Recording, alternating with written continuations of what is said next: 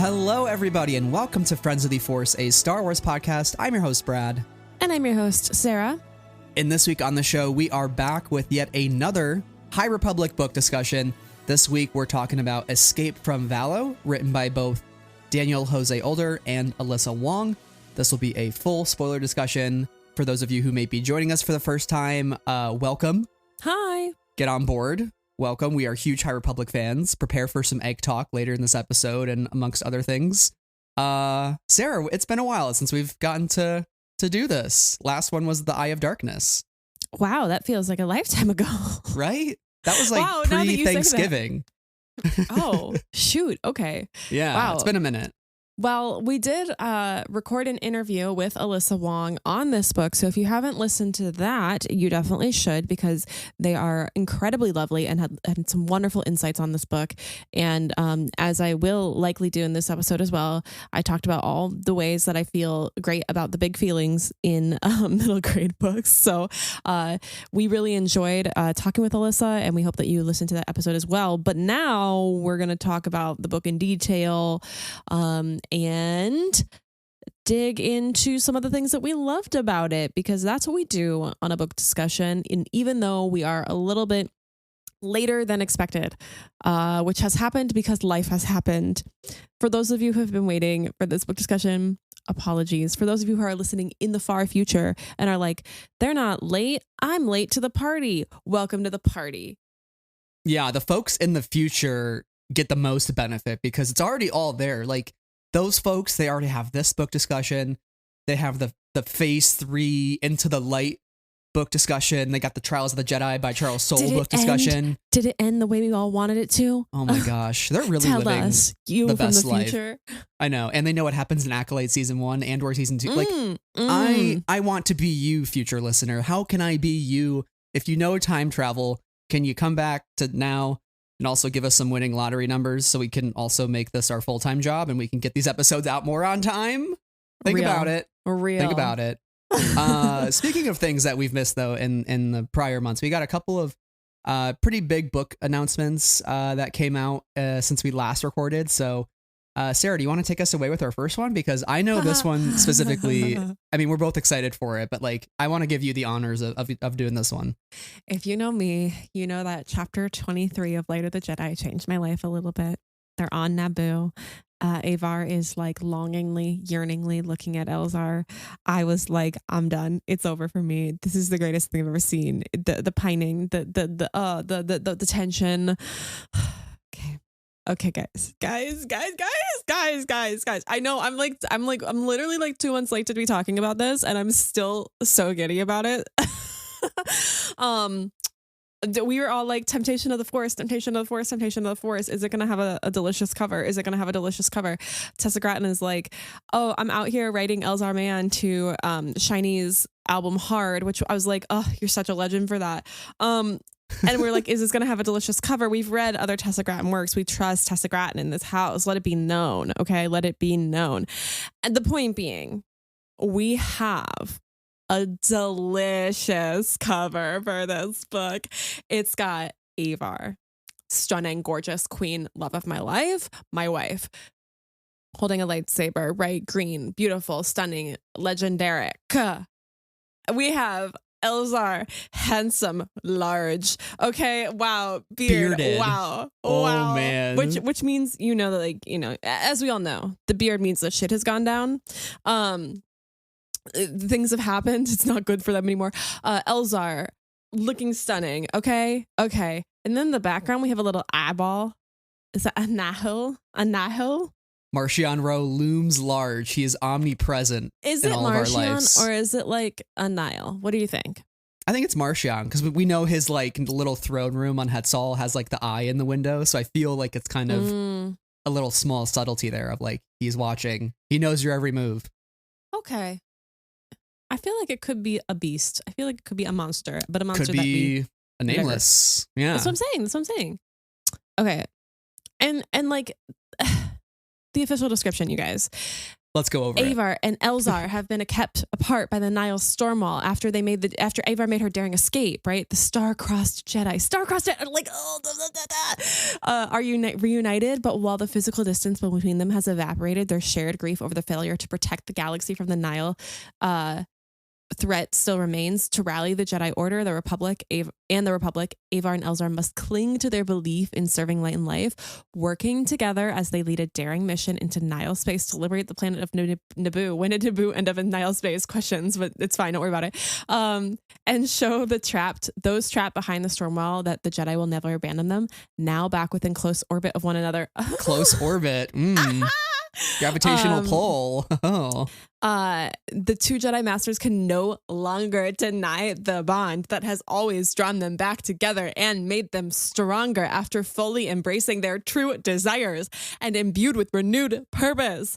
Avar and Elzar devise a plan to turn the tide of conflict with the Nile once and for all, accompanied by, of course, here we go, Jedi Knights Bel Zettifar, Burryaga, Vernestra Rwoh.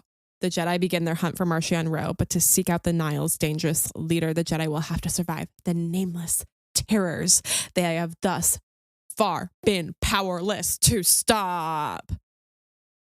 That might be the best description of any book I've ever read. It's like, it has everything. I remember when this article came out, we were like, oh my God, okay, wait. So we have the bond they cannot deny any longer. We have close Naboo. Orbit. We have a True Naboo desires. rescue mission, right? Like going back to the place that they felt tension towards one another, right? We got Burryaga, Vernestra, and Bel Zettifar. Speaking of Vernestra, this book comes out 1 week before the Acolyte, so we're getting 2 straight weeks. No, 1 week after the Acolyte. Or sorry, yeah, 1 week after. Acolyte, June 4, Temptation of the Force, June 11th, TXT concert, June 6th. Sure. And BTS 11th anniversary and Jin home from the military, like June 12th. Okay, I just need to lay it all out there for the people. Of course. Well, if you're throwing yours in there, I got Destiny, the final shape on also June 4th. So it's going to be a busy couple weeks, but specifically bringing us back Vernestra Rwoh content 2 weeks in a row. Yes. How lovely is that? Amen. Yes. And of course, the Nile and the nameless terrors that we cannot stop. That to me, thinking about Tessa Gratton, we loved A Close Fist Has No Claws. That was very Nile, beginning of the Nile heavy. Tessa said she put some seeds in there for future stuff. And I'm wondering, is Temptation where we're going to see maybe that one-liner she mentioned that they put in the book or in the short story?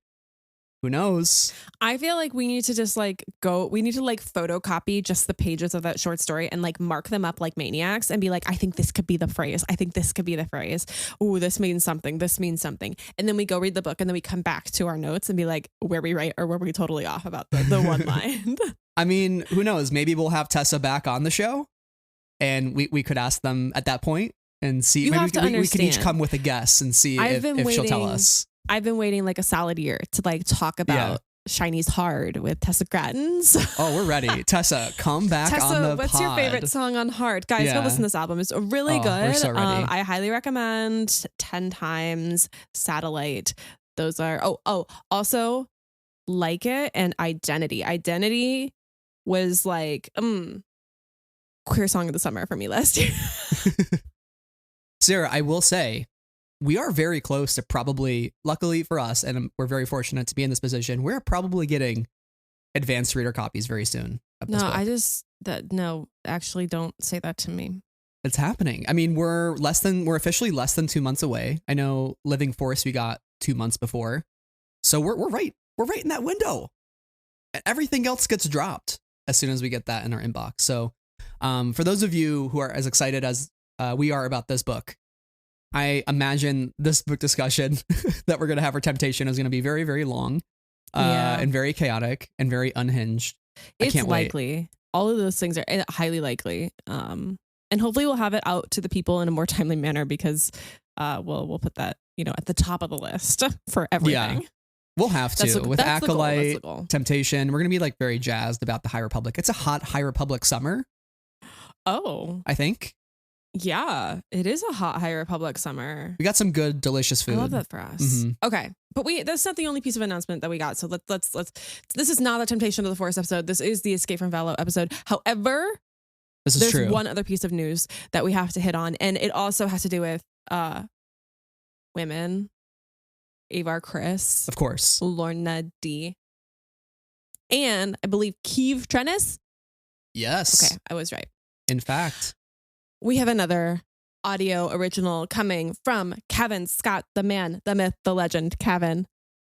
And it is called Tempest Breaker. And it like literally on the cover is Lorna and Avar and Keeve. Whoa. Women. I love this. I love this so much. This says here, Dee left her family behind to join the Nile, rising to the rank of Tempest Runner, becoming one of the Nile leader Marchion Ro's top lieutenants. But it says, but recently, Dee and the Jedi have come to something of an understanding, especially as Lorna's relationship with Ro has soured. It all leads to Tempest Breaker. So that is interesting. It says here that there's like some respect, according to Kevin, some respect forming between Lorna and the Nile, or sorry, Lorna and the Jedi. And the question is, how long will Lorna allow that alliance to last? Because she is in jail at this point. So I think that's really interesting. You know, like Avar almost killed Lorna at one point in the comic books, and now they might have to work together. Keeve, Keeve's going through some shit. I know some people have pointed out that on her belt she is missing the Jedi actual symbol in her belt. Like it's there, but it's like a shadow. It's gone. The actual inlet that gets put in the belt. I don't know if that's on purpose, but people are like, oh, is she leaving the order soon? You know, interesting. I think that's an interesting question to ask, especially for Kevin, who first planted that seed in an audiobook original, the very first one he did. You're so real for saying that. Yes, correct. So it would make sense to all come full circle in another audiobook. Let's find out who Master Trennis is and what happened and why she left the order. I mean, we know who Master Trennis is, right? We think. So I'm really excited. This is a nice little Christmas gift that we're getting here on December 3rd. So I love these full cast audiobooks. I think they're some of my favorite stories in the High Republic. Tempest Runner was amazing. Tempest Runner was so good. And I know Kevin Scott's going to give us another banger. I'm just glad we're finally getting something from Kevin. Besides the Ty York comic, I think he's also doing. But I missed Kevin audiobook / book stories. Yeah, definitely. Really excited about it. This should be good. I know. We're eating this year. And also we still haven't gotten as many nuggets as we could about, we got Beware the Nameless, Tears of the Nameless. Like we've got so many other things that we're waiting on at this point. So, oh man, stick around, listener. It's going to be a fun one. I definitely feel the end of the High Republic like looming, but I also am like, there's still so much to go. We still have so much of the party to enjoy. So I'm glad about that. By this time next year, we'll be in Tokyo and we might be at like a say goodbye to the High Republic panel, and then we'll all be sad. And then we'll be like, oh, we'll be like crying and cheering. And then maybe they'll announce more. I don't know. I don't know. Who knows? Yeah. Yeah. I think they would be silly not to do more because it's been so good and so worth it as an endeavor. So like, come on, Mike Siglain. Mike. What's a phase 4? Phase 4? What's a phase 5? I don't know.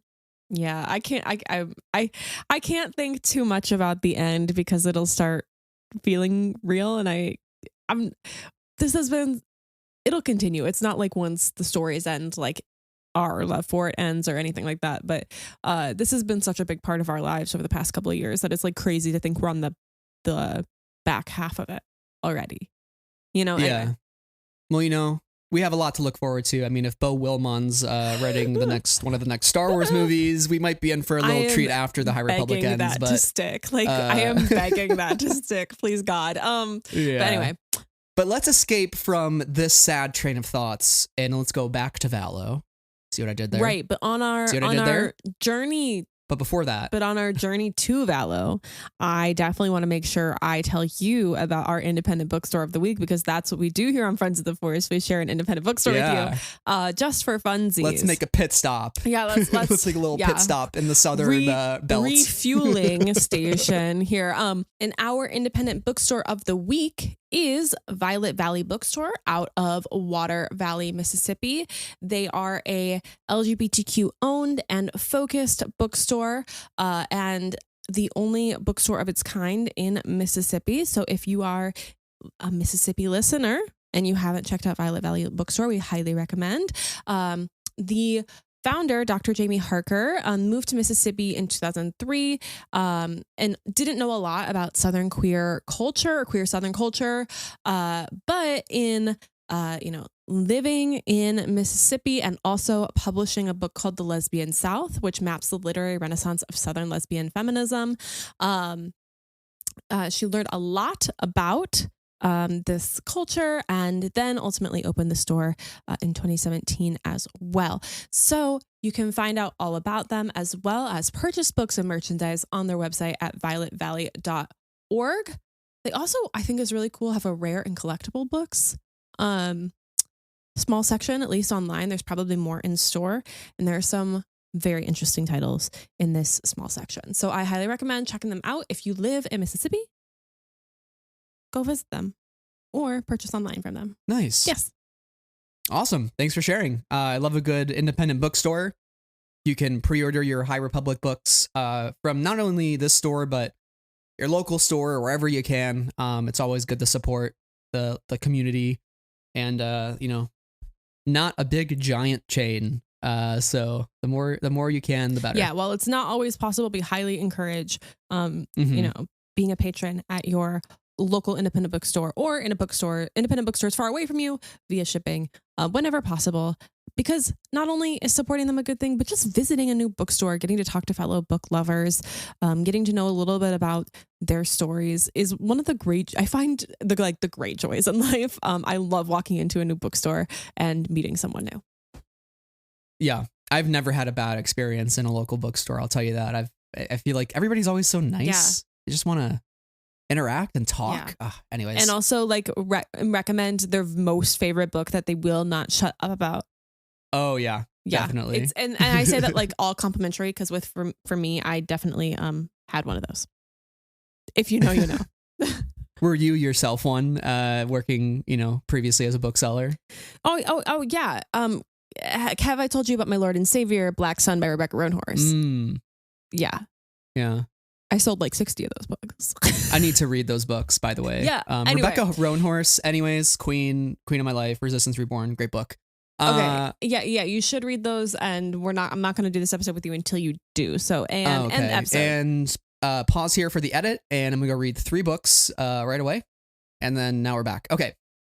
Speaking of talking about books we love, I did like it. It was okay. I didn't really like the ending. I did not expect the main character to also be a Skywalker. So let's get into it. Escape from Valo. Spoilers ahead if you haven't read it, or if you just want to tag along and kind of get an idea of what happens in this book, feel free to stick around. So, Sarah. Guys, they escaped from Valo. Yeah, they did. They did actually escape from Valo. Kind of the summary of this book is, we have Nile control behind the storm wall. Valo is included there. We have the Jedi Temple that has been ransacked. A lot of the Jedi on Valo have been killed. All that is left is Ram Jomaram and his radio broadcasts as the Scarlet Skull, keeping people motivated and hopeful on that side of the storm wall. We got some Jedi younglings, Jedi Padawans in the form of Gavi, Kildo, and Tep Tep, who team up with Ram. They go on some adventures. Along the way, they add Zyle, who is a pirate, a descendant of Saya Keem, who is from the Dank Grax in Phase 2. And they go on some adventures. They have a little shenanigans. They go visit the old, I forget what the ship is called now, under the water in Innovator. Valo. The Innovator, right, that crashed during the Rising Storm. And I loved going back to that ship. That was so cool. I love it, like when something you just don't think is going to come back into the picture does. Right. I was like, the Innovator, really? It's under the water. So we're like, we're going under the water. So cool. But this is a fun book. It's just a lot of kind of cat and mouse chase with the Nile and trying to stay one step ahead of them. And ultimately, they do escape from Valo. I believe Gavi stays behind on Valo to kind of not keep the peace, but keep eyes on the place and make sure that nothing bad happens. So overall, a great read. I really enjoyed this book. I think you and I are huge fans of the middle grade. I don't think there's been a middle grade book we haven't loved in the High Republic, because all of them do teach us something. They do kind of bring us back to that just age where we could think of ourselves at that young age reading these books and how we would maybe feel them. And it's a good way to, as an adult living an adult life, kind of anchor ourselves a little bit to who we used to be. So Sarah, what did you think of this book?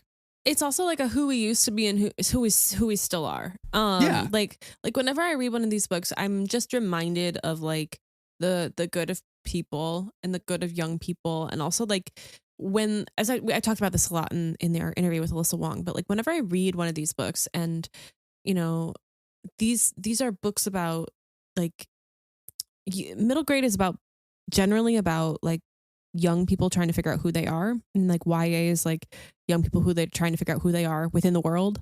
You know, it heals a little bit of my inner child, and it like reminds me a little bit of looking inward when they deal with big feelings, which I really, really appreciate. You asked me what I thought about this book. I really enjoyed this book, obviously.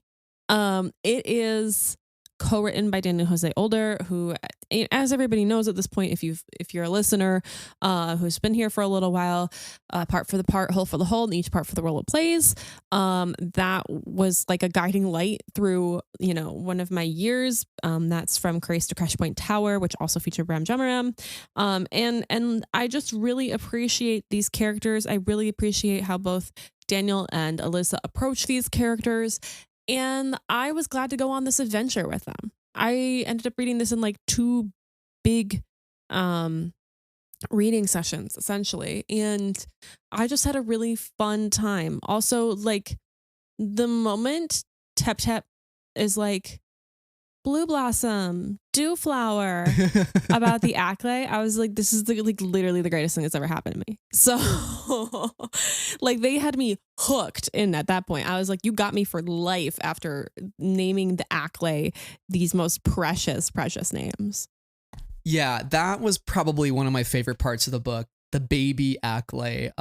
You and I often talk that the true sacred trio of Star Wars is the Acklay, the Reek, and the Nexu. I think that's real. A fact. I think that's a known fact. Yeah. Canon, as Daniel José. Canon. Down with the gavel. Canon. Yeah, going back to your point about like healing the inner child, I think that's a really unique perspective. And I think just as adults and as we've been growing up in our adult lives, I think there's so much pressure to just like be that adult and not be that kid anymore and not be that youthful person. And I think books like this like keep me connected to that inner child or that like youthful person I was. And I don't think we have to live lives where we give that up. I think we can gush about things. We can be so overly passionate about certain things that may seem childish or, you know, may seem silly, like Star Wars, right? Like there are things in our life that we should just unabashedly love and care for, and not have to feel like we have to grow out of those things. So, and I think if I wanna walk around with a plushie on all of my bags, yeah, I will. Yeah. I mean, I have a Nubs plushie on my shelf right behind me as we record. No, I will not get rid of it, adult. But I think in some ways too, that is very close to the journey a lot of our characters are going on in this book, because Valo has been eviscerated. We had the attack on the Republic Fair, which was bad enough. And now we have the full city, Lanisa City, and all of Valo under Nihil control in the occlusion zone, right? And I think all of these kids are having to grow up fast. They're having to detach from that inner child that you and I are talking about. They're having to move on and grow up way too quickly for what they prefer to grow at, right? And they have to face very dangerous situations. And you know, the person they were before the Republic Fair is not necessarily the person they are after the Republic Fair. And I think as we reflect on our lives over the last 4 years, you know, pre-pandemic and not post-pandemic, but still ongoing, you know, do we recognize the person that we were before the pandemic compared to the person we are now? And I think as I was reading this book, I kind of felt that on a emotional level of like, wow, these kids have really had to go through some stuff. And not that I had to go through that at a young age, the pandemic, but even in my adulthood, going through it and asking myself, like, if I look in the mirror, is it the same person I was in 2019 or very, very early 2020? So it's very fascinating how the High Republic has sort of mirrored our real world experiences over the last couple of years. And whether that was intentional or not, I think it's just speaking to how Star Wars can be this sort of place that we can go and try to make sense of our real world, but with fictional and space stakes. And that continues to be the case with these books. That was so beautifully said. Thanks. Yeah. Where do you want to dive in first? Where do we dive in first? How about we talk about that a little more? Okay. Loss and grief is a big part of this book, right? Mm-hmm. Ram is feeling it. The Padawans are feeling it. Padawans have literally had to watch, I believe, Master Abel. They had to watch him get dusted by the Nameless, right? So here's this creature that nobody can really make sense of. And all the Jedi on Valo are dead. Ram kind of takes them in. I believe he calls them his something or others because he can't figure out what exactly they are to him. Right. He's just like, yeah, you're my something or others. Yeah, you're my kids. You're my children. Ram kind of becomes the older brother. And, I love Gavi at one point telling Ram, we don't get to decide when we become leaders or when we're ready. It's not up to us. The galaxy decided for us. Now all we can do is step up. And Ram does that in this book, despite having to deal with his own grief and his own loss alongside these Padawans. But what did you think of the dynamic between these three Padawans coming into the picture with Ram and then Ram taking them on as his something or others? First of all, I was like, oh my God, Ram is still so young. Because if you think back to all the stories that he's been in so far, and even just back to his beginnings in Race to Crash Point Tower, he's young. He's dealing with kind of key things. He's savvy. He's smart. The Drengir tasty meats and fooling them, but he's still really at his core just a kid. And also his other kid friends, like when he gets homesick, like they throw him a little party that reminds him of home. He's still got so much room to grow, but he has to be brave. And I think that him taking in the three Padawans, the three kids, was a really big kid move of him, and also just a gift at the same time, because they are so dynamic and interesting, and also provide him a sense of, companionship and friendship that he was missing as, okay, I have to go be the Scarlet Skull. I have to go save people and help people. And while that hasn't gone away now that he's adopted these three kids, these precious beings, he's taking on a different responsibility in bringing them in, but he's also letting go of a certain loneliness and a certain the scope of the responsibility has changed. I don't know if that makes sense, but that's what I'm trying to get at here. And so I think it's nice that they come into the picture and are companions to him. Yeah, I wouldn't necessarily call him like a reluctant dad, because Star Wars has that trope very often where it's like the reluctant father who's too hardened to do this. He's not a reluctant dad. Yeah, but like he is a eager dad. No, he's a responsible big brother. Yeah, he's just a responsible big brother. Yeah, he's like, oh, here are these Padawans.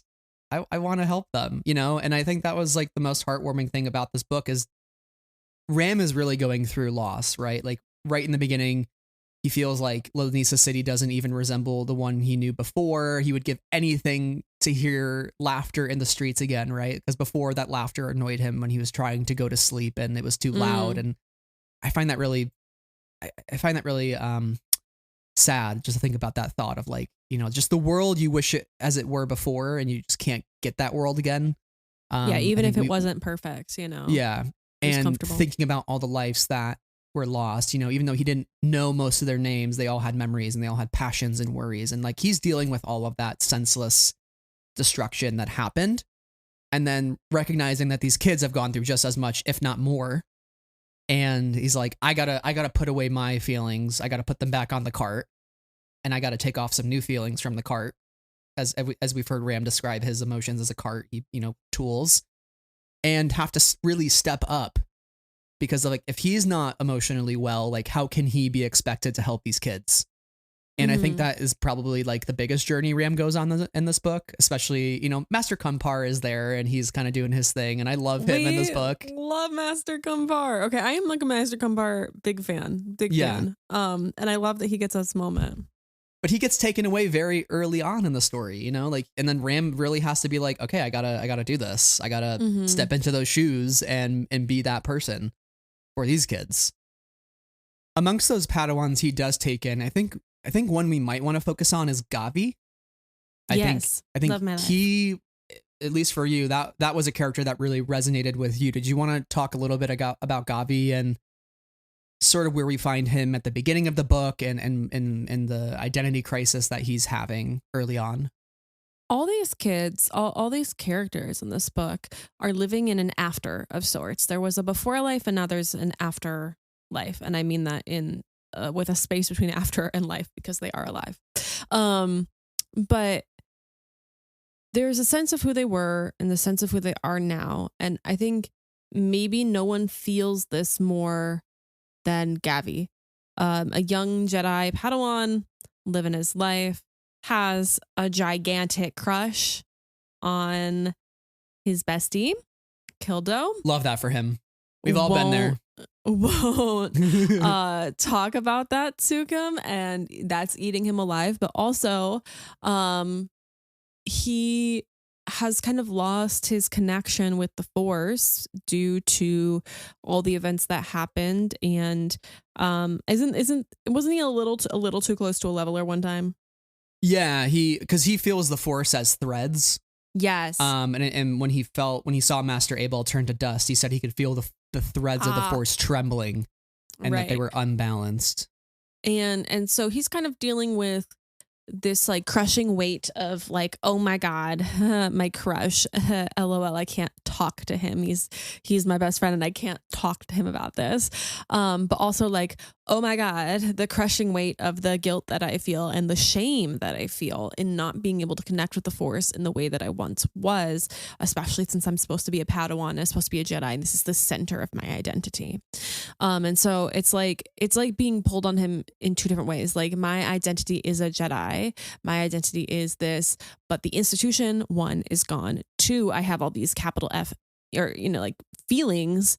And that's not supposed to happen. And three, I'm not feeling the Force in the same way, which is literally the core to my identity as the Jedi. Who am I?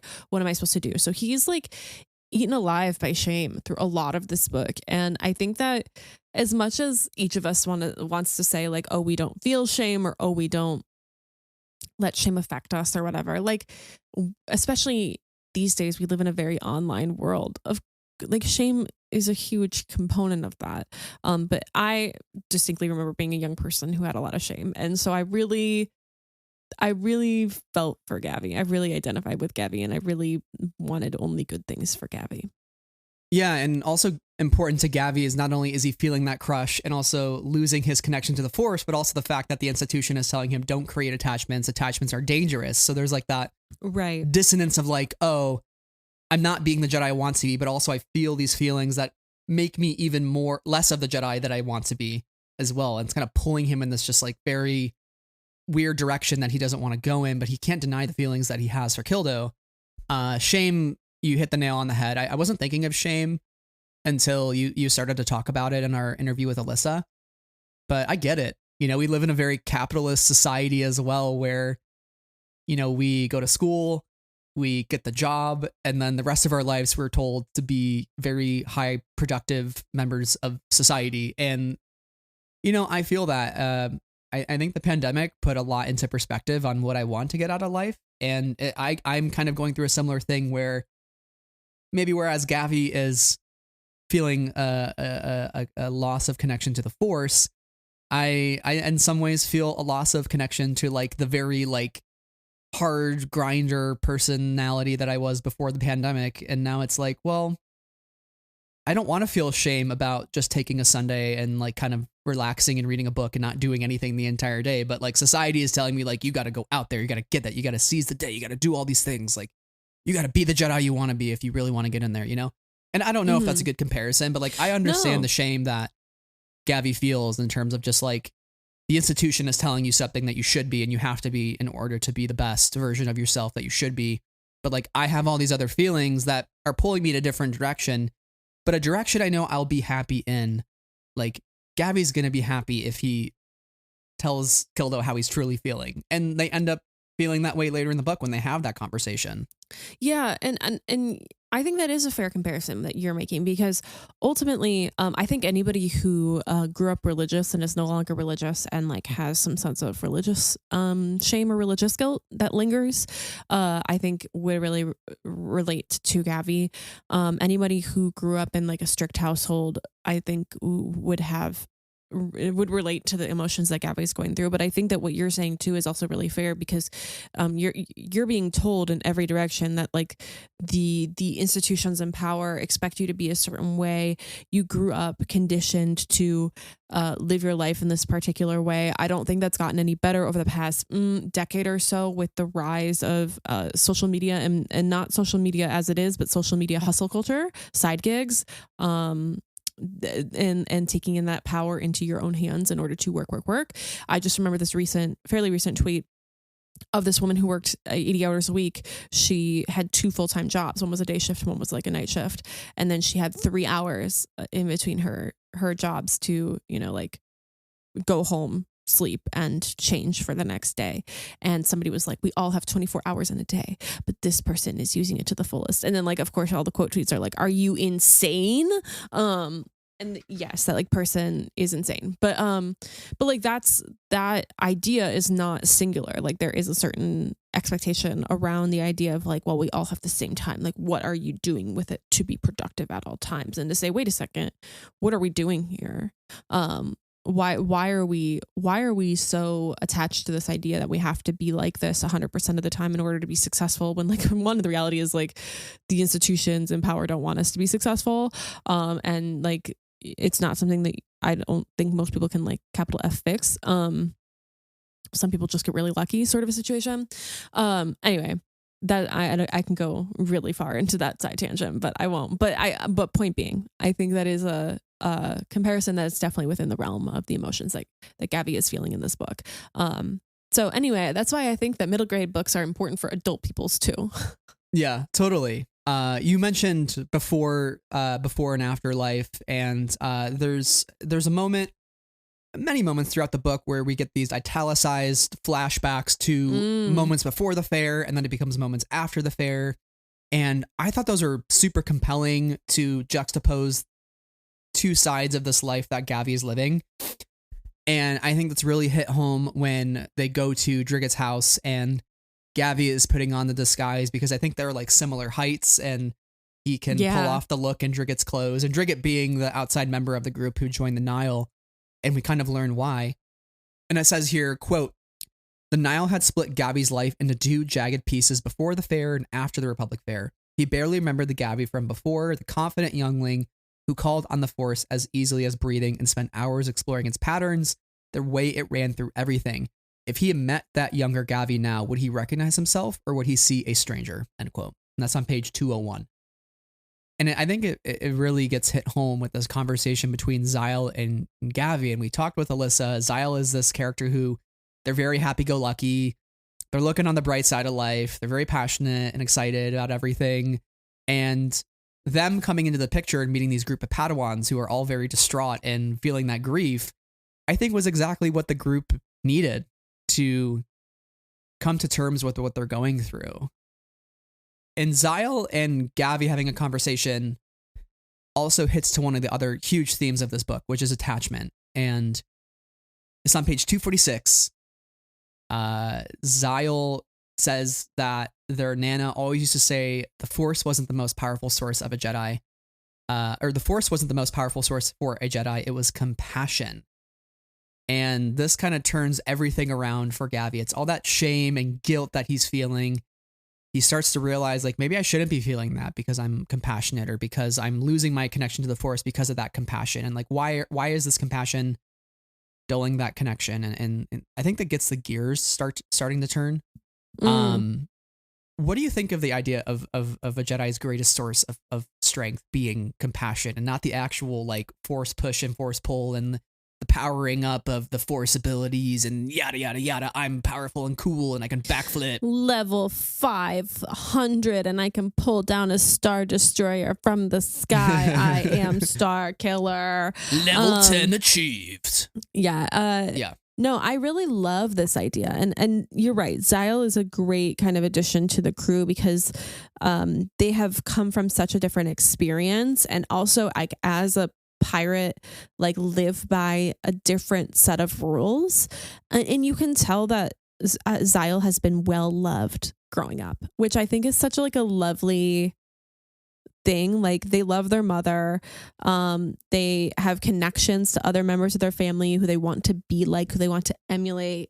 And they like their position in life and want to be greater, but they live by a I don't say looser with like a negative connotation, but like less rigid set of rules than somebody like the Jedi. And so I think they're a really nice counterweight to what we see from our Padawans and the feelings that they're going through. Everyone has all experienced a before and an after, but because of the ways that they were living in that before, you know, is priming them differently for how they will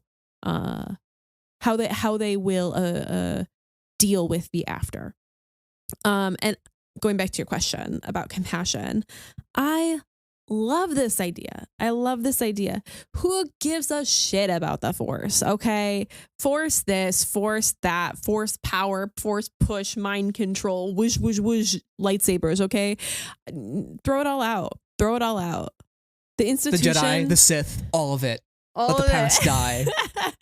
Kill it if you have to. I don't know if I necessarily mean that, but he's just a boy reaching out with his hand to a girl. That's all he is, Sarah, Kylo Ren. Compassion. Yeah, agreed. But compassion is such a beautiful tool because it allows us to connect with other people, allows us to see the world, you know, with other people in mind. And I think that is ultimately a more important, a more vital, a more thoughtful tenet to live by than anything having to do with like the Force. Because I think like the Jedi are a pretty rigid institution, and they also have some sort of command over the light side of the Force, which we've all decided is maybe not the best thing. But with this idea of compassion is something that everybody has, right? Or that everybody has the capability to have and utilize, whether you're a part of the in-group, the Jedi, or the out-group, the non-Jedi or the non-Force users. Everybody can have compassion, and it brings us closer together. And I think the Force can be, going back to the threads that Gabby sees the Force, it could be threads to pull on to better have compassion for other people. It's not the end all be all of compassion as an idea. And so, yeah, I think that is a great quote, a great moment from Xyle. Can I read this quote on 246? I don't think you read the whole thing. Did you? Sure. Yeah, no, I haven't read this quote yet. Okay. I know you mentioned 246, so I was like, wait. But if compassion was the Jedi's most powerful ability, it would take practice, and that practice would have to begin with Gavi himself. How could he expect to hone his compassion for others if he didn't have it for himself? If he jumped down his own throat every time he was caught up in the swirl of sorrow and grief and rage. And I thought that was a lovely moment because it's like, wait a second. Compassion is this important tool. I can utilize this as a Jedi, and the Force maybe does play a role in this, but I can't utilize it for others unless I understand it for myself. Feelings, they're important. Jedi feelings are important. So yeah. And it's so ironic that they're having this conversation when Gavi is at his secret ship that he has like in the bushes somewhere, and he's thinking of leaving. It kind of reminded me of that Finn and Rose moment where Rose is like, "Oh, you're in the escape pod with your bags. You're leaving us." And he's like, no, I'm just checking the escape pod. And she's like, "No, you are about to be a deserter." Okay, I'm gonna zap you now. You know, my sister just died, bro. Yeah, like it can't all be for nothing. Right. But Xyle finding Gavi in this moment and having this heart to heart comes right after, when they're going through town with Drigget, and Drigget kind of helps them get past the Nile. And Tep Tep is having a moment where she misses Drigget, and Kildo says, it's okay to have emotions. Quote, we just can't let those emotions consume and control us. It's like Master Abel used to say, instead of hiding from our feelings, we need to embrace them and let them go. And I think in this moment, Gavi is trying to hide from his feelings. He is trying to get away from them because those emotions are controlling him. And here Xyla is saying, dude, stay here. Tell Kildo how you feel. Embrace your emotions. And then, do your thing. Compassion is a great strength. So fast forward, Kildo being the one to say that lesson for Master Abel, Kildo and Gavi are talking about how Gavi is feeling and how mad he is that he felt like the galaxy was making him choose between Kildo and being a Jedi. And there's this really, really fascinating quote. It says here from Gavi, I was angry because I was afraid. I was afraid of losing you. But now, after everything we've been through these past few days, I realized that all that fear and anger was what was keeping us apart more than the Jedi Order ever could or would. You've been here all along, and I can never have you because I'll always have you. And of course I'll lose you, but I'll also never, ever lose you. So there's this interplay between fear and attachment and compassion. Like, what do you make of that quote? Like the idea of, you've been here, I can never have you, but I'll have you. I'll never lose you, but I'll lose you, but I'll never lose you. And it kind of like, I don't know, it made me think of nobody's ever really gone. Like, we can be compassionate about folks. And even if we let go, which is like a healthy thing to do, that truly never means they're gone. It's just like we're letting go of that kind of unhealthy, not unhealthy emotion, but that attachment to the point of it's ruining my life, letting that go. Yeah. Right. It's, the phrase, like, if you love the person, or if you love it, or if you love them, let it go, is really saying, if you trust in this person or a thing, if you are appreciative of the memories you have of this person or thing, like, then you can let it go because you still walk away with that trust and with those memories and with everything that you experienced. And those things aren't gone, even if the circumstances have changed. It's better to have loved and lost than to never have loved at all. I feel that on a deep level. Like, every time I've lost several pets in the last couple years, and I think about them very often, especially when I get a very sad cat or dog final days TikTok on my For You page. Why are you doing that, algorithm? Why are you doing that? And I'm like, I wouldn't trade that for anything in the world. And it's tough. It was tough in those moments to let go of that pet, who's been there my whole life. Mm-hmm. But, letting go was good for that pet. They were ready. And so I feel that. I'm going to get very sad here, but I just feel that. I feel that, like, letting go and that attachment. It's a hard thing to do, but sometimes it's the best thing you can do for yourself and for the other person. Yeah. Or creature. And I think that, these couple of pages were so revelatory for me in this book. It felt like such an aha, because right after that quote that you just read, it says, it was the truest and most absurd thing Gavi had ever said, but he knew without having to wait for the nod that Kildo was right there with him the whole time, agreeing. We're Jedi, Gavi said, breathless. Our path doesn't need to be bogged down by having or not having. Kildo smiled, nodding at him to go along. The light in you isn't like the light in me. Feeling the truth, Gavi said, feeling the truth of it flow through him like the Force. It is the light in me, the same light that's in Tep Tep and Ram and in this whole city. Yes, Kildo whispered. Yes, it's like we've been so busy looking at each other, wondering, asking a million questions with no answers. We've barely noticed that the other one is right there, but instead, they both stood and turned towards the door. Kildo laced their fingers together. We could turn and face the galaxy side by side, together, apart, whatever. Always one in the Force. No more secrets, Kildo said. Okay. And then Gavi promises, and that's the end of the chapter. And I was just like, this is so beautiful. This is so beautifully written. And it's this epiphany moment for them. In what it is, it's like letting go of the shame and embracing trust and embracing feelings without attachment, but the acknowledgement of all of those feelings and understanding that they are more connected and more necessary or prevalent than they even could have understood, because they spent so much time being overwhelmed and overcome by them. And I think you can apply that exact quote to the larger High Republic galaxy at large, right? I honed in on that asking a million questions with no answers. What the Jedi are doing that just now. They're asking a million questions about the Nameless, about the Nile, about the Stormwall, about the Occlusion Zone, but they're not getting any of the answers that they want. And many of them are reeling from the loss of Starlight Beacon. They're reeling from the folks that they lost. And they're not really looking at the people who are still right there next to them, that they could, like Gavi and Kildo say here, turn towards the galaxy and face it side by side.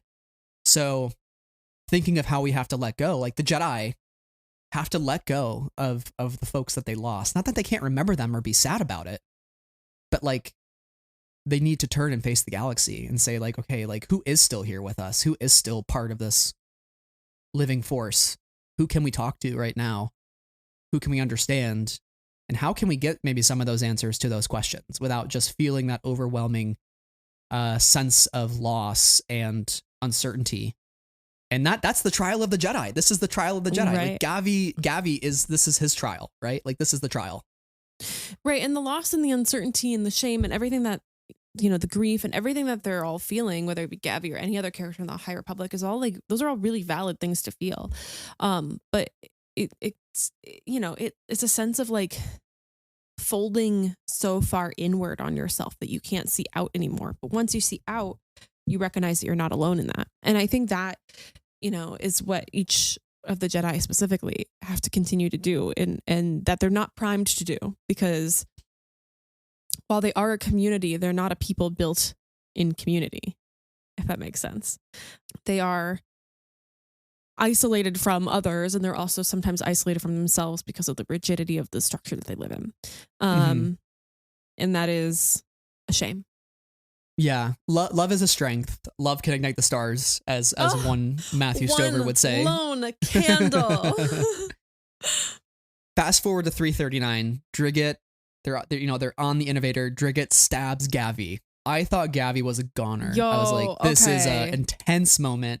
And I think this is sort of the closure on Gavi's journey in this book, the full come to moment. Can we take a step back and just like talk about the circumstances that lead up to this moment, and then we can go on from the stabbing? Absolutely. But like, correct me if I'm wrong, because I did listen to the audiobook on this last part. We have Grendek, right? Mm-hmm. And Niv Drendow is like, Grendek, I got some tasty force using Jedi for you, bestie. You're gonna be eating so good tonight. Meanwhile, Grendek is literally like rotting. He's not doing so well. It's not going so well for Grendek. Poor baby Nameless. Honestly, he never did anything wrong in his life. Niv Drendow, on the other hand, I will have some words. True. Yeah. Grendek did not deserve to literally rot. Okay. And to be eaten by a worm also. Oh my God. Did not deserve that. He was just trying to use his anti-aging beauty cream and live a little longer life. Yeah. We'll talk about that in Egg Talk. More on that later. Right. Anyway, so we get to this point. Niv Drendow's like, I got foods for you. And Drigget is like, stop. Wait a minute. And you're like, oh, what's happening? Is she going to save him? And then she's like, leave him to me. I was like, what the fuck? No. I was like, is she going to save him? But then I was like, I'm not sensing that vibe. And then she stabs him. How dare? How dare? Drigget. I mean, like, imagine us in a science fiction future alternate universe plot, and I stab you. And then we have all our podcasting memories flashback, and then I'm like, and it's over. And I'm kind of evil now. Yeah. And like, isn't this moment followed by a flashback where it's like on the birthday and like Gavi gives Drigget a present for her birthday and it's like a scarf or something? Like, what And is I'm like, this? oh my gosh, Daniel and Alyssa, rip my freaking heart out. Why don't you? Yeah, I would feel really upset if you stabbed me and you like just got like really close to me and you were like, give me the passwords. And I'd be like, no. And that'd be like my big defiant moment. Guys, that joke, I have to explain the joke in order for it to be funny to the listener. But I don't have the passwords of something, and some people might throw up a red flag, but like, don't throw up a red flag. It's fine. I actually have more passwords than I've ever had in my life before. It's really exciting.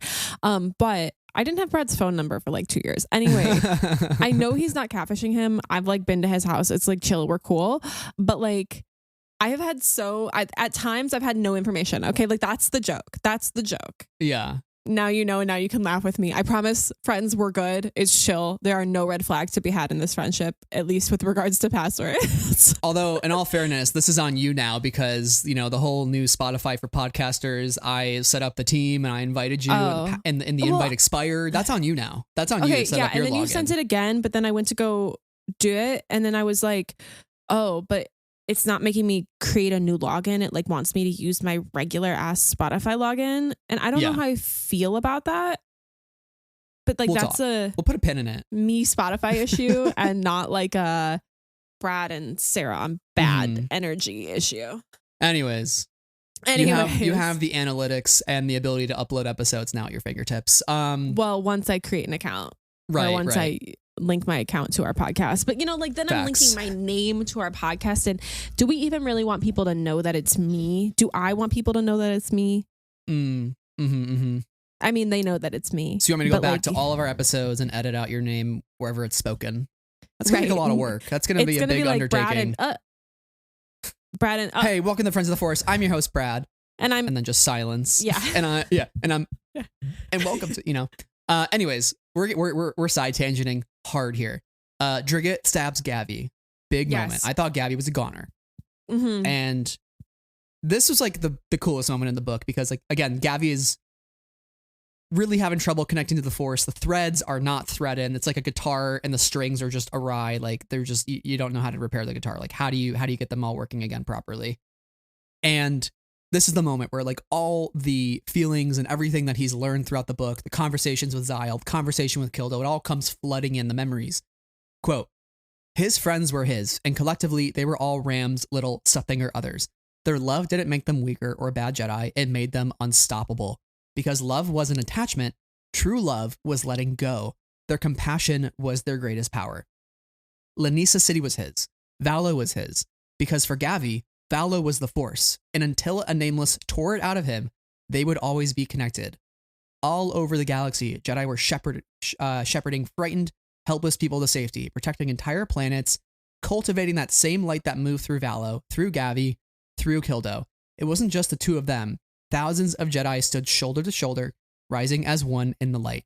Gavi feels the Force surge through him. Quote, no more fear, no more doubt, no future or past. All that was left was the single excruciating moment. And it's just this like true love is letting go. Like it goes back to that. It's like true love. And in this moment, Gavi is letting go of Drigget, I think. Gavi is letting go and saying, Drigget, I love you, but like I have to let go. And that's true love. And I know you're going through your own things. We've had some heart to hearts throughout this book, but like I'm letting go. This is it. Right. We're clearly not in the same place anymore. We clearly don't have the same goals, which is a shame. Right. And just this idea that like love makes them unstoppable. And I think that's maybe the thing that the Nihil underestimate is like they think the Jedi are dogmatic. They think the Jedi are silly in their ways. But like we have all of these individual Jedi, these Padawans, these knights, these masters who all have complex feelings and complex emotions, and they're not the monolith of the prequels. That's their greatest strength. That's why this is the High Republic. This is why this is the High Republic. Is because all these Jedi can stand shoulder to shoulder and face the galaxy. Like that's what makes them great, and that's what makes the prequel Jedi weak. And that's what makes Luke Skywalker great. Is because his true love was his strength, and what the Emperor thinks is a weakness is his love for his father. That's why the rebellion wins, is because a boy loves his dad. Like that's, you know, this is Star Wars right here. It's a love story. You can't see me nodding, but I'm just nodding on the other side of the screen, listener. Yeah, there are so many like epiphany Gavi moments in this book. And that's why I think I'm so attached to him as a character. And this is definitely one of those moments. I don't know if I have more to add commentary wise than what you just laid out. I love it. What do you think of Gavi staying behind on Valo at the end? They kind of have they all have a goodbye with each other. And it kind of continues that idea of letting go. It's like, I want to stay with you, Kildo, but I'm going to stay behind. I'm going to let go. Okay. But you'll always be with me. Genuinely heartbreaking, but a respectable and understandable choice. And also I think a beautiful like passing of the torch kind of a moment. Yeah, it's definitely sad, but it's more bittersweet than it is like truly sad, because it's like it's a fresh start for everybody, including Gavi. Did you ever make the connection with how Gavi feels the Force as threads?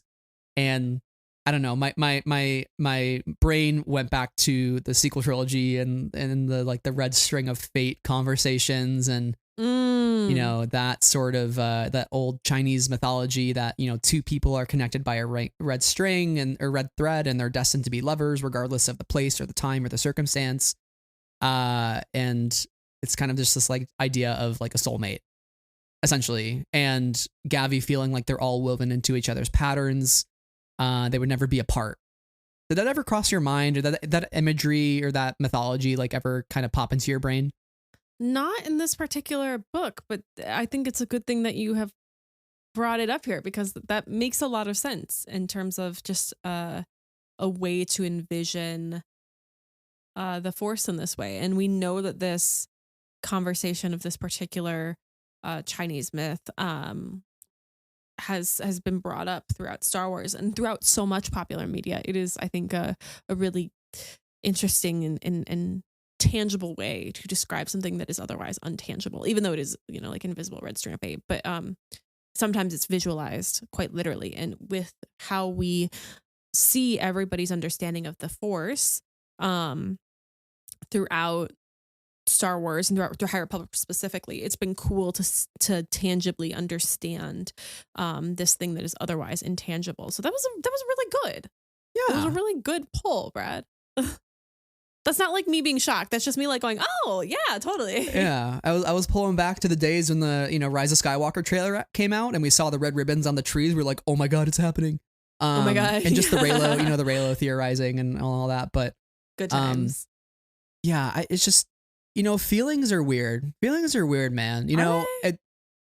It's just kind of wild. And I'm thinking of Interstellar is just like this idea that love. And let me, if you don't mind me pulling up the quote here from the one and only Anne Hathaway. My love. Yeah, but there's this idea that like love from Dr. Brand, Anne Hathaway. This is from Interstellar. Listen to me when I say that love isn't something we invented. It's observable and powerful. It has to mean something.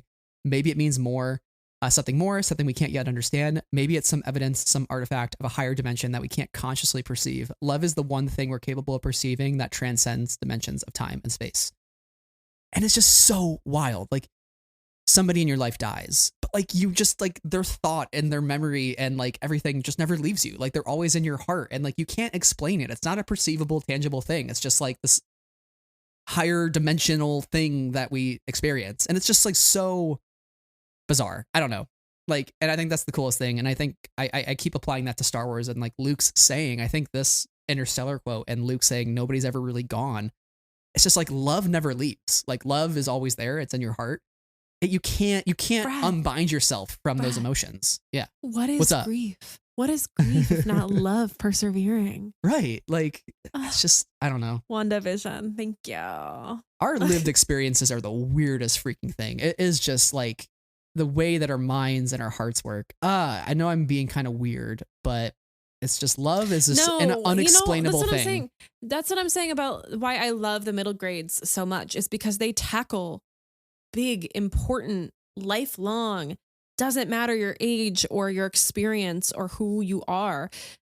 these big emotions. And that's why I think these books matter so much, not just to 8 to 12-year-olds, the key demographic for these books, but that's why whenever we read one of these books, we relate it so heavily to our lives each and every time, because we see the universality of the big emotions. And I think that Gabby is just like such an important character for that. And what's really important for me as I was reading this book, and like, I hope the listeners, if you read this book, I hope that you were able to relate to some of these emotions too, because these emotions are not just for 8 to 12-year-olds. Like that's the high horse I'll like get on. That's the step stool I'll step on, is because these are for everybody, and they relate to us at every single stage in our life, even if the character is 12 years old, and even if we're 26 and we're doing something completely different and we don't live in a galaxy far, far away. Like, these ideas are so universal and important for us to not only read about, but understand and acknowledge in our own lives. Thank you. Thank you. And perhaps the greatest emotion that we experience in all of our lives is fear. Or at least the one that sometimes overwhelms all of the other emotions to the point where we can't feel that happiness, we can't feel that joy, we can't feel anything else except fear. Fear is a very powerful emotion. Yes. Yeah. Fear is the mind killer. It literally kills your mind. It literally just can't. Okay. You can't even think. Fear is what gets people to vote. Yeah. Fear is a motivator, unfortunately. Whether it's imposed upon us or we build it up in our own minds, fear is a wild emotion that can lead us to do sometimes good things and sometimes bad things. So let's talk about fear. Let's talk about, and you know what time it is, Sarah. No. Is it time for? It's time for egg talk. It's egg talk time. Let's talk about egg talk. Let's talk about fear. Okay. But most importantly, let's go back to our little baby nameless boy, Grendrek. So cute. So small. Cute. So ratting. Not fully developed yet. He's trying his best. Yeah. He's not his fault. He's ratting, okay? Yeah. That's Niv Drendau's fault. And we say, screw you, Niv Drendau, you absolute trash monster. Important to note, why is Grendrek special? Well, first, he's a little baby boy who's never done anything wrong in his entire life. Literally nothing wrong, okay? Do not fight me on this. Don't come near him, anybody. But we learn also that Grendrek is the first nameless to be born in captivity. Oh. Came out of one of the eggs that the Eye brought back from Planet X. All the other eggs either rotted or hatched in a debilitated state and had to be destroyed. Hold on. There's like, listener, you have to understand that. I mean, I've been standing for a little while, but that's because I was getting a little antsy. But now I'm like, I've got the microphone in hand and we're standing and we're moving. And that's when you know it's serious. I've kicked the chair away, listener. It's my favorite part of the podcast. Okay. This is why we should be a video podcast, because we could like make a whole like, you know, like alarms going off, red lights like when Sarah stands up. Yeah. And it's like Sarah standing up. Yeah, anyways. Wee, red alert. Sarah's getting up. Okay. We'll put a pin in it. Let's go through that subject by subject here, like moment by moment. Let's break that one apart. It's like 2 lines in our Google Doc, and it's maybe like the most important thing to our egg talk theory so far. Grendrek is the first nameless to be born in captivity. Okay, guys, we are breeding the Grendrek now, or essentially we are attempting to do something more. Also, you know, what is the definition of captivity? The condition of being imprisoned or confined. Oh. Let's call that out for what it is. Ooh. These nameless are in prison. They're in a prison. Martian. The sin done to the nameless. Okay, continue. Right. But wait. There's more sin to be had. It came out of one of the eggs the Eye brought back from Planet X. Okay, pause, stop.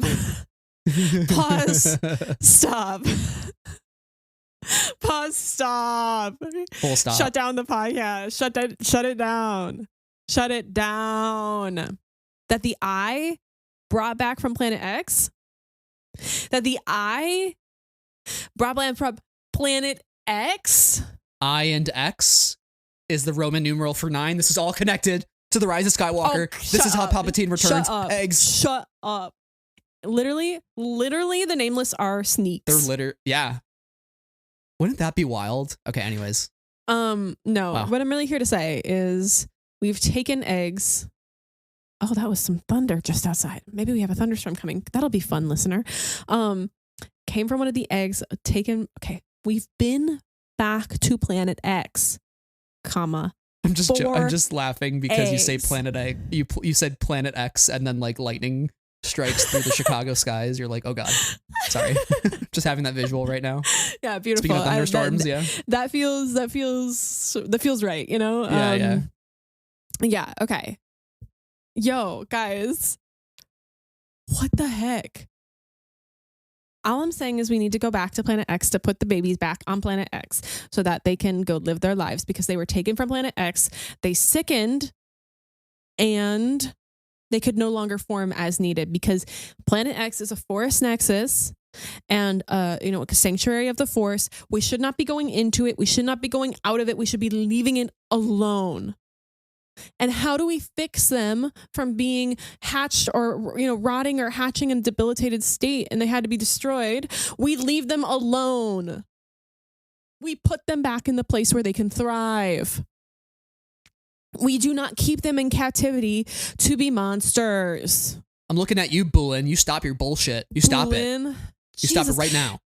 Bulin and Niv Jendau and Marchion Ro and whatever his purple...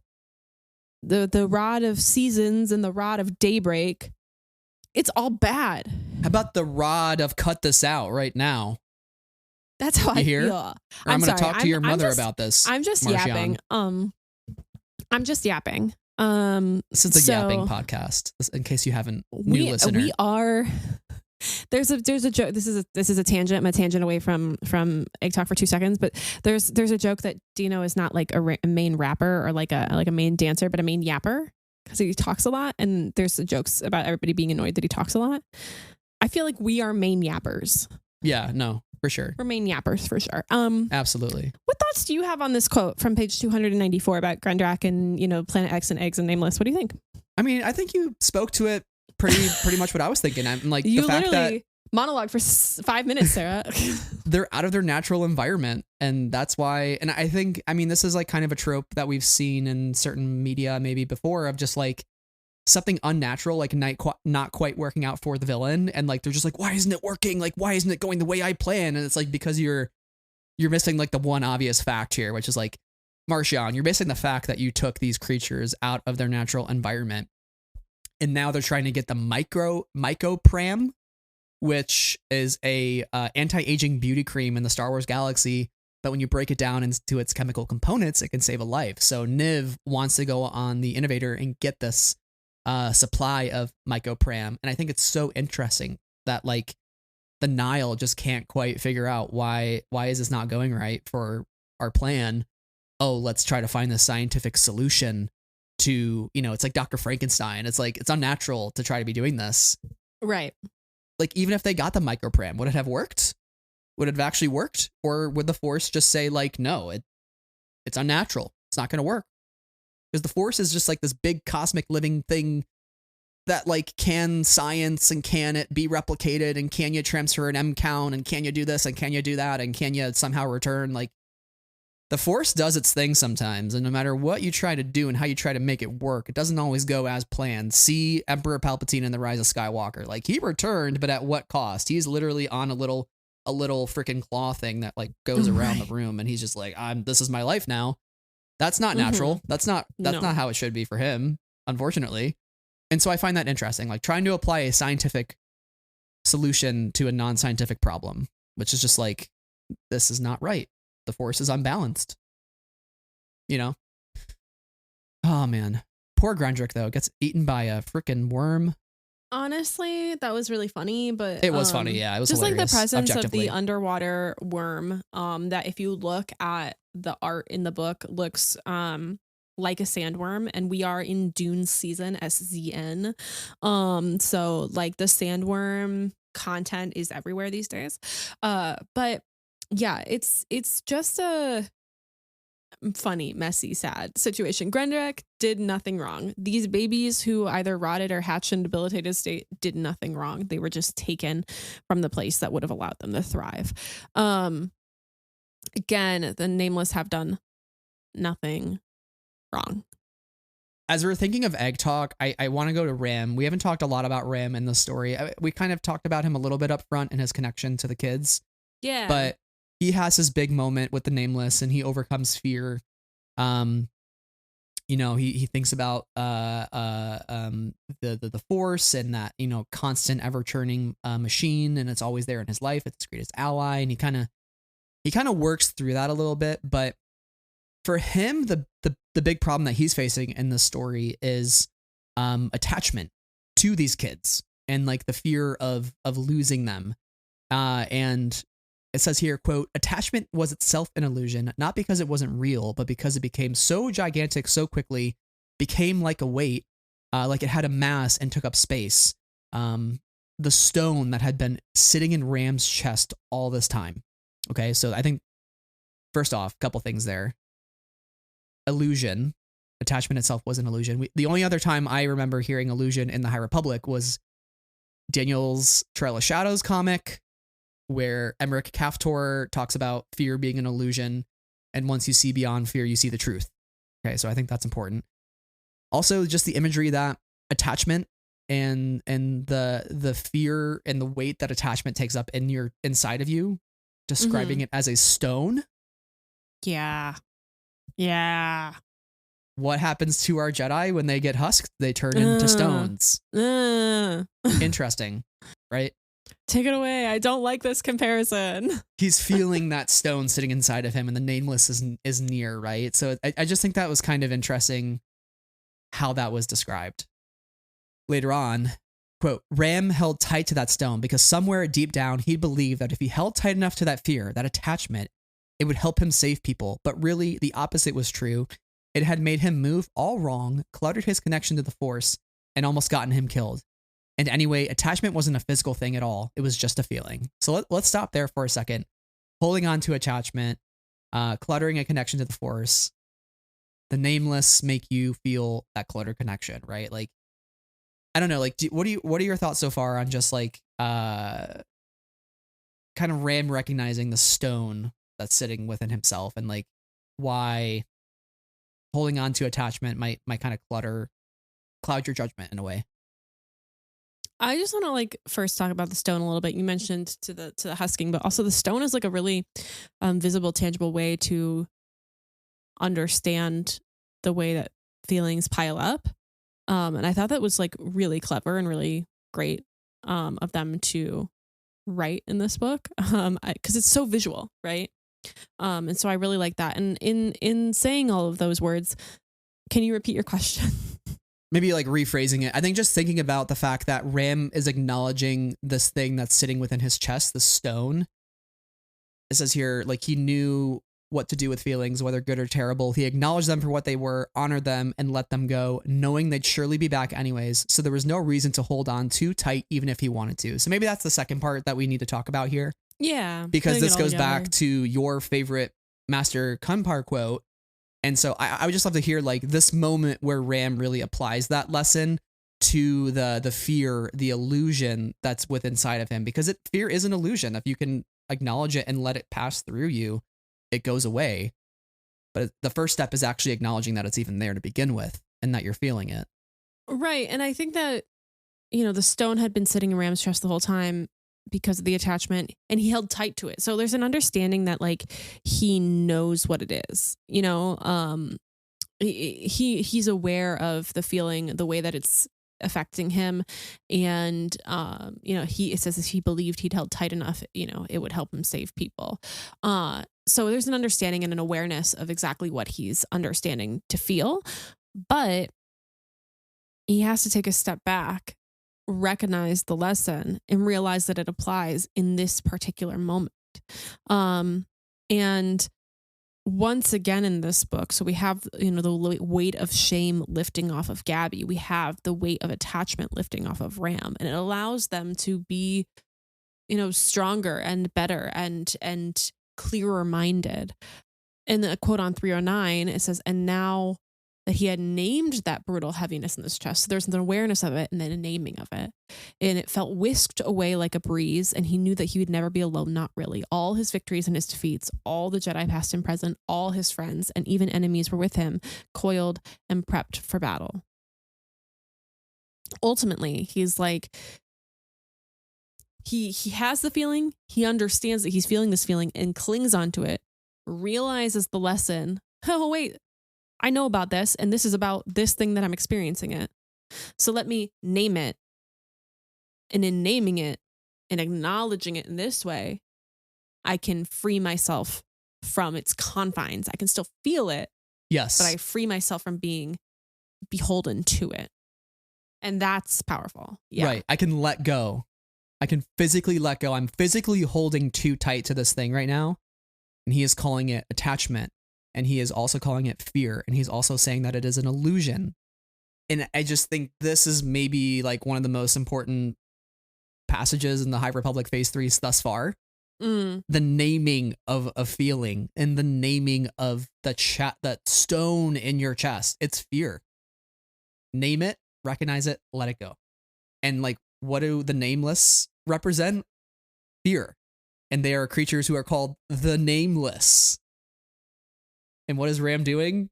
Naming fear. There is such a like clear thing here of the Jedi, the trials of the Jedi is like, can we name the thing that is nameless? Right. Nameless. Nameless. Can we put a name to it? Can we put a name to the fear and why we feel fear?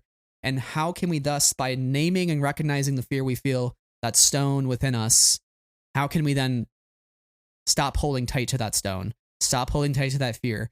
Recognize that it is an illusion. And this is the exact experience that Emmerich Kaftor has in Trail of Shadows. It's why he's able to see and look the leveler in the nameless in the eyes in that comic. And he's like, wait, I sense something. Let me connect to it before, shit hits the fan. But like, you can draw a straight line from that moment in Trail of Shadows #5 and to this moment in Escape from Valo. And it's not a coincidence that Daniel Jose Older has written both of those things. This is fascinating. It just really got me thinking of like naming the nameless. And yeah, I think if every Jedi can do that and recognize the things that they're feeling, and you can't understand how to let go and pass through and let an emotion pass through you unless you name it. And that's often how we feel. It's like when we feel anxious, we can't really like, sometimes it's like, oh, why do you feel sad? I don't know. And then you just feel sad. You don't know why, because you can't name the thing. You can't name why you're sad. You just feel sad and it sucks. And then someday you're like, oh, wait, I feel sad because of this. And then once you identify the thing you feel sad about, then you can work through it in your mind and figure out like, how can I feel less sad about it? And then you work through it and then it passes through you and then you don't feel sad. Hopefully some people can get through that and some people can't name that thing that is making them sad. It's like why people get depressed and it sucks. But like, this is like a fundamental human thing that our Jedi are going through. I think like the nameless to named thing is like two pronged, right? Like it on the one hand, it is this like intangible. We need to acknowledge our feelings. We need to actually like understand what they are and name them. On the second hand, when you name something, you can humanize, empathize, understand it better. So like whether it be, any kind of thing, a person, an object, a place, a group of people, whatever. And when we I've talked about this before, but when we don't name the nameless, when we call them the nameless, we devoid them of an identity. It is an othering of a group, right? If we said the nameless are the Shrikarai, if we said the nameless are native to planet X, if we said the nameless, were beings in their own right? You have to begin to understand them, empathize with them, and recognize that they are more than the projection that you have of them. And I think that's the other piece of it. So we can name our fear, but then we have to understand what is causing the fear too, and why. Let's rewind to Path of Vengeance from Phase 2. Ooh, okay. This is a quote from Maddie, It's when she's reflecting on a moment. This is on page 455 of Path of Vengeance. Master Liban says to her, quote, "The trick is to acknowledge how you are feeling and, more importantly, understand why you are feeling that way. Then and only then will you be able to ask yourself the questions that will help you control your emotions and to overcome the burden you bear." Yeah. We talked about this in our Path of Vengeance episode, but like, here it is. Here is Ram doing the exact thing. And Maddie in Path of Vengeance, like her whole journey in that book is literally what Ram is doing in this book. It's that moment of like, and even for Gavi, it's like, my strength is my friends. We're all in this together. We can overcome fear by acknowledging what it is and letting it pass through us. So I just think that this is it. This is Ram overcoming his burden that he bears. That's his growth in this book, you know? And we love Ram for that. We love Ram for that. Totally. Anyways, I'm sure we could talk a lot about this. I'm sure we'll talk even more about this as many of our other Jedi in phase 3 have their trial and hopefully pass their trial and recognize that like it is fear that we have to name. We have to name the nameless. That is the trial. I think now we'll be talking about naming the nameless a lot more after this read. So fascinating stuff. Any other like egg talk thoughts, like nameless, leveler, fear, anything that comes to mind when you think of this book and how we might be able to apply it for other works coming up? I don't think that there's anything that in particular beyond what we've talked about that I'm got my eye on. Really, that last quote, or the quote that we talked about, Grendrek is the first nameless to be born in captivity. Like, that's the quote that's sticking with me most within the realm of egg talk. So I will be, on the lookout as we continue to move through these stories. What kind of Shriekerai, what kind of nameless we're dealing with from the Jedi and how they're doing. Because the rotting flesh sort of a thing was not cute. Yeah, it's not a great look. No. And then we have books coming out this summer called Tears of the Nameless and Beware the Nameless. We're going to be, man. Tears of the Nameless. That's a juicy ass title. Like that. Anyway. Are we going to have a hot egg talk summer? What isn't it? Hot High Republic summer? No. Hot egg talk summer works, but wasn't it Wreath, Aslan, and Fear? Yeah. Were George Mann's 3 keywords for that book? Mm-hmm. Tears of the Nameless. Yep. Interesting. We'll I'm seated. I'm ready to go. Yeah.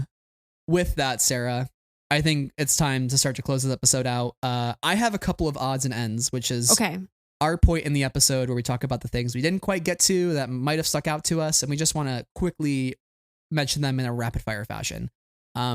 Did you have any that you wanted to start with? I already kind of mentioned my big one up top, which was Tep Tep and her. Well, first of all, Tep Tep is. We didn't even talk about Tep Tep when it comes to egg talk, but like Tep Tep and the understanding of creatures and the understanding of beings and empathy with things that might be scary. I think that like that's actually my big other egg talk thought is that like she is a perfect character. We love her. And she names the Acklay all these silly, fanciful, perfect, no notes sort of names. And I had them all in front of me at one point, and I don't in this moment, but they are Blue Blossom, Dew Flower, right? Like all these very precious, very soft names for these very big and stabby legged creatures. But also the CV worm, when at the end of the book, she's like, okay, CV worm, you've had enough to eat. It's time to go away. And the CV worm's like, peace, I'll go. Back to the bottom of the lake. Yeah, wait. I do love that. And like Tep Tep also calming down a Rathtar at one point. I mean, That's pretty impressive. Hey, like, Tep Tep legend. Oof. Tep Tep legend. We love Tep Tep. Honestly, I think the ethos of Tep Tep is so important to the story of Star Wars. And I think that she's very important. We love her. Trans rep. Love you, Tep Tep. Oh, yeah. Most importantly, we get a lot of good trans and non-binary representation in this book. And I love that. I also think it's important, especially for young people, to see right in the age that I think a lot of kiddos are struggling with identity and starting to figure out who they are, to have trans and non-binary characters in their stories just live in their lives. 100%. I could not agree more. Okay, my odds and ends. I have a couple here. Real quick one. Speaking of worms, the return of Idrax Snat, who was a oh gosh, what is Newt Gunray? What is his species? A Nemoidian. Nemoidian, yes. Idrax Snat is a Nemoidian who popped up in Race to Crash Point Tower, and Ram did a Jedi mind trick on him. And now he returns in this book, and he gets eaten by the worm. Womp womp. Rest in peace, Idrax Snat. He was kind of annoying, but like, you know, he got eaten by a worm. That's pretty objectively funny. Vark Tarpaulin also has annoying vibe. Yeah. We love Vark. There's an early part. This is one of my other ones. Speaking of him, he was thinking about the holodramas that his wife Sherryville watches, and says that she's, quote, always prattling on about nonsense and silliness, in other words. And I'm like, dude, like, he's such a misogynist. Like, come on. Yeah, no, Vark Tarpaulin. Stop judging people for their holodramas. Like, Vark and Idrax, objectively the worst. Yes. Sarah, what's your next odds and ends? My next odds and ends is the return of the legend, the icon, V18. Okay. Oh gosh, this yeah. is the droid that we see on the cover of Race to Crash Point Tower that Lula and Ram are riding on, as he got so many upgrades, including like propulsion, like, you know, thrusters. And he was absent for most of this book, but he returns. And I took a series of selfies. I will not share them because they're very dumb looking. They're not internet worthy. They're for Sarah worthy, but they're not for internet worthy. They're very silly. Of me, like, with the giantest smile on my face, being like, V18, I love you. So I was really excited for the return of my guy, V18, because there's very little I love more than a great droid. I love a droid. I love that he got into the occlusion zone by being disassembled into like different crates and then smuggled across the black market and the Nile black market. That's so funny. And like the bomb bracks are back to, like, very, very legendary of them. I obsessed. Not to be dramatic, but I kind of feel like this reveal like beats the on your left endgame moment. Like, this is bigger. We get bomb bracks and V18. Like, move over, Avengers. Like, this is better. Move over. Objectively better. How many more odds and ends do you have? Do you have any more? Or is that's it for you? Cool. I will go through my last two here.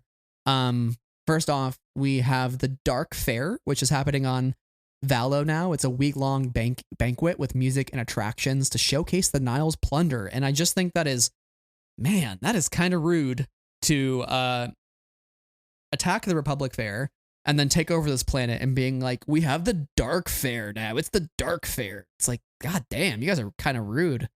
For real. Yeah. But my last one, going back to Zyle, who is a wonderful addition to this book.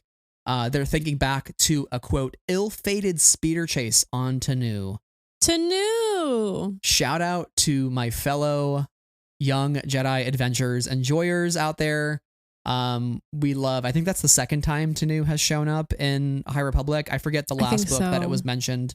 But I remember there was one other time that it was included in our odds and ends. So, hooray. I need to do some catching up on that show, by the way. I haven't caught up quite yet, but Same. On my list of things to get through. Mm-hmm. Definitely. Did you have any more, or that was the last one? That's it. That's it for me. That was the last one. Yeah. Well, guys, I think this has been a discussion on Escape from Valo at this point. Have we talked about the book? Yes. Have we also talked about other things? Yes. Yeah, I would say we talked quite a bit about this book, Sarah. And with that, we can close out finally. I think this was a great discussion. Very excited for the future middle grades that are coming out. I think Beware the Nameless is the Zoraida middle grade. That's going to be the next book. So cannot wait. I don't think Zoraida has written middle grade yet. So this will be, for at least for Star Wars. this will be her first, because Crash of Fate was a YA and Convergence is an adult novel. So this will be her first dabble in Star Wars middle grade. So exciting stuff. Full-length story. I think she's in the short in one of the anthologies. Yes, correct. Yeah, so full-length middle grade. Can't wait for Zoraida to return. But until then, you can follow us on all of our socials. Make sure to subscribe to the podcast wherever you listen, because we have many more book discussions coming up. Again, if you're new to the show, welcome. We love the High Republic. If you want some place to listen to some in-depth deep dives and also your Acolyte coverage, like I highly recommend us. We'll be here. Please stick around and enjoy the discussion. We hope that you can be a friend of the Force along with us. Yes. We also have a Patreon where we are so grateful for our patrons who help keep the lights on here at Friends of the Force. And they are AJ, Ben, Brian, Cheryl, Clay, David, Emma, Jennifer, Katie, Knights of Ren, Leanne, Logan, Lucy, Lindsay, Matthew, Nathan, Nicole, Rob, Ruth, Santa, Skytalkers, Tim, Tom, Topher, and Travis. There are some new names in there, so thank you so much for your support. We really do appreciate you all so much. And thank you to all of our High Republic friends across the galaxy who have joined us in this conversation of Escape from Valo. We're very, very grateful for you taking time out of your day to listen to little old us. I hope that you are happy, healthy, and well in this springtime season. If you have allergies, take your allergy meds. Don't suffer. This has been a very wizard time, Sarah. So thank you all once again. Yes. And until next time, may the Force be with you always.